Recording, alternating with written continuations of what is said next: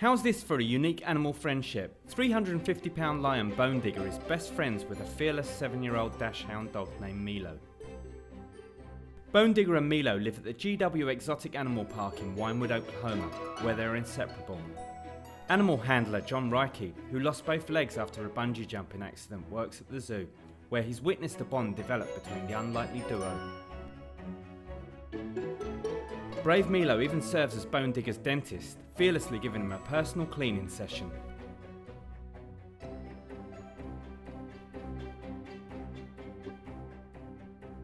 This unique relationship goes to show dogs and cats can be best friends.